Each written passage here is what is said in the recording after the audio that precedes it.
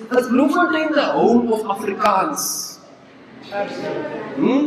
Bloemfontein is Jewig Afrikaans. Jewig, ek moes my GPS verander when I came here. I had to change my GPS. And the GPS is now now the English language doesn't understand the streets here. So again, on drive, it's like turn right on Jan Piauier Street. Exit for Jan Piauier. It's a Jan Piauier Street. It's a Piauier. This Piauier. Exit for Piauier. Where's Piauier? You eventually say, in 20 meters, turn right on Jan Piauier Street. I got there as Jan Piauier. Ek kom in die sign to start ek stil because Jan Piauier stands still. He stands still, ek sê, it's not Jan Piauier. It's Jan Piauier. Change.